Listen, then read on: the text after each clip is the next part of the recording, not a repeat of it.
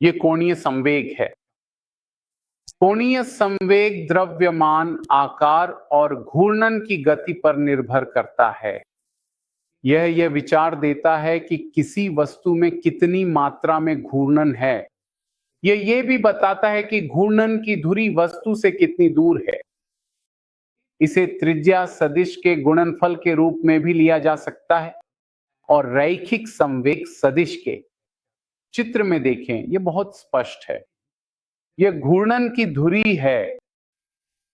आशा है यह आपको स्पष्ट रूप से दिखाई दे रहा है। घूर्णन की धुरी, घूर्णन की धुरी, यहां यह अनुप्रयोग बिंदु है। त्रिज्या सदिश को धुरी से बिंदु तक माना जाएगा। रैखिक संवेग सदिश P की दिशा यहां है। फिर P और R के बीच का कोण थीटा है। यह R sine theta, R sine theta बराबर है बड़े R के। बड़ा R क्या है? यह घूर्णन की धुरी से संवेग सदिश तक की लंबवत दूरी है। यदि आप इसे सदिश गुणन के रूप में सरल बनाएं तो आप कह सकते हैं कि यह PR साइन थीटा के बराबर है, यानी P गुणा R। P गुणा R क्या है? यह लंबवत दूरी और संवेग का गुणनफल है। हम कह सकते हैं कि कोणीय संवेग रैखिक संवेग और घूर्णन की धुरी से उसकी लंबवत दूरी के गुणनफल के बराबर होता है। कभी कभी ऐसे संवेग का मूवमेंट भी कहा जाता है जो बोलने में बहुत लयबद्ध लगता है। संवेग का मूवमेंट, लेकिन दूसरा संवेग रैखिक संवेग के लिए है। इसे mv गुणा r के रूप में भी लिखा जा सकता है। यहां देखिए, इस संबंध में P साइन थीटा आता है, न कि P कॉस थीटा। तो आप कह सकते हैं कि यह रेडियल घटक कोणीय संवेग में योगदान नहीं देता, केवल स्पर्शीय घटक ही महत्वपूर्ण है। आप यह भी कह सकते हैं कि यदि बिंदु रेडियल सदिश पर स्थित है तो उसके बारे में कोणीय संवेग शून्य होगा। आप इस संबंध को जानते हैं, J बराबर R क्रॉस P।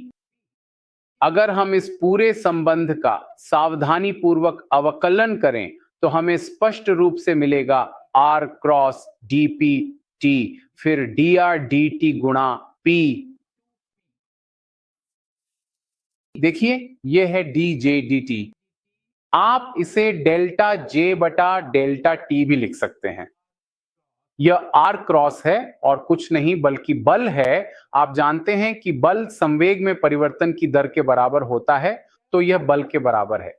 और यहां यह चीज मैं अलग से लिखता हूं, V क्रॉस P, V और P दोनों रैखिक हैं।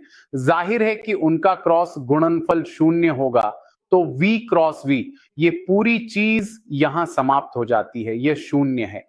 और अंतिम परिणाम यह है डेल्टा J बटा डेल्टा T। आप जानते हैं इसे टॉर्क कहते हैं। आप इस संबंध को जानते हैं, टॉर्क बराबर है डेल्टा J बटा डेल्टा T के। तो टॉर्क बराबर है R क्रॉस F के। टॉर्क बराबर है डेल्टा J बटा डेल्टा T के। यह भी टॉर्क और कोणीय संवेग के बीच एक संबंध है। यह संबंध काफी हद तक बल बराबर dP dt के समान है। कोणीय संवेग के संदर्भ में यदि आप इस संबंध से विमा निकालेंगे तो आपको मिलेगा mL2T1।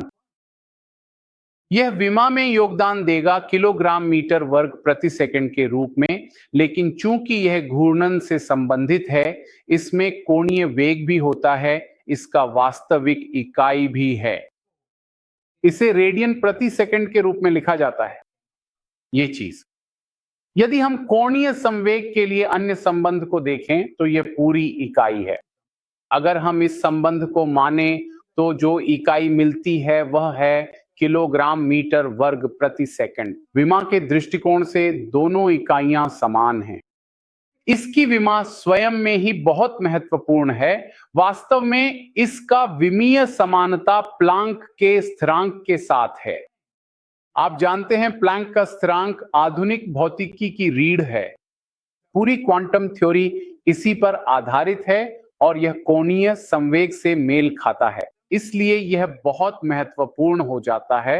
यह केपलर के दूसरे नियम में भी अपना अनुप्रयोग पाता है।